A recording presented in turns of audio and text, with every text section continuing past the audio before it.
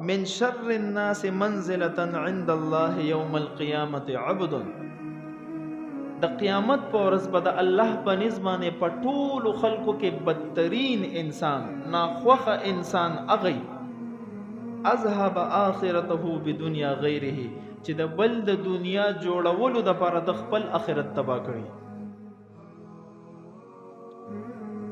غور وکړه، مونږه حلال حرام نه ګورو، خپلو بچو له روړو چې زما بچی په سهولت کې، زما بچی په بنگله کې اوسېږي، زما بچی ته ایسی لګېدلی، په یخنۍ کې هیټر لګېدلی، ښکلي ښکلي آرایش انتظامات څه دپاره چې زما بچی، زما ښځه، زما مور او پلار خوشحالی. او د دې د تکمیل لپاره جی د حلال او د حرامو تمیز نه کو، د خپل حق د پردي حق تمیز نه کو.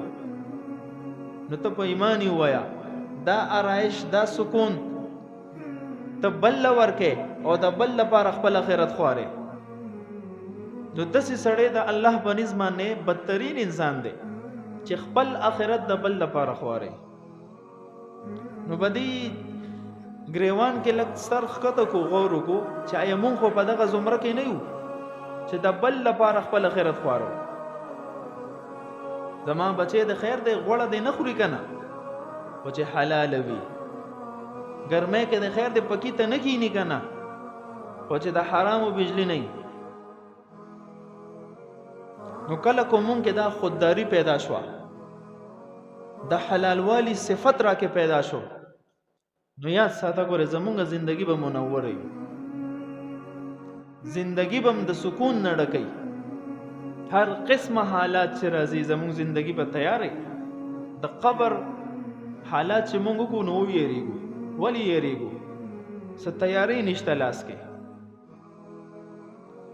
صحابه کرام په جنگ کې داسې شریکېدل چې لکه ته وایې د واده اولنۍ شپه د دونه خوشحاله دي. په جنگ کې داسې شریکېدل. یو صحابي جنگ د پاره حاضر شو، عمر یې کم یو او قد یې موړوکی و، نو د خپو په څوکو باندې ولاړو چې زه نبی علیه السلام ته غټ ښکاره شمه چې ما ته مو وایي زه جنګ له. جنگ کې په ظاهره وګورئ مرګ پروت دی، مرګ. او بیا زمونږ دا جنګونه نو چې د لرې نجی مشینو چلوه، د تلوار جنگ په میدان جنگ کې آمنے سامنے د دشمن سره جنگیدل دا ډېر ګران دي. هغوی ته پته وه چې دغه مرګ مونږ ته ښکاري، خو دا اصل زندگی ده، شهادت اصل زندگی ده. او مونږ د مرګ نه یریږو، زمونږ تیاری نشته، زمونږ په ذمه دومره حقونه پاتې دي چې یریږو چې ورتلو سره بس حساب کتاب هم خراب دی.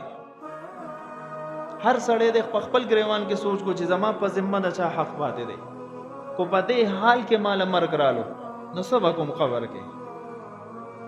زما خواږه خلک په ما قبر کې دي، رانه به واپس راشي.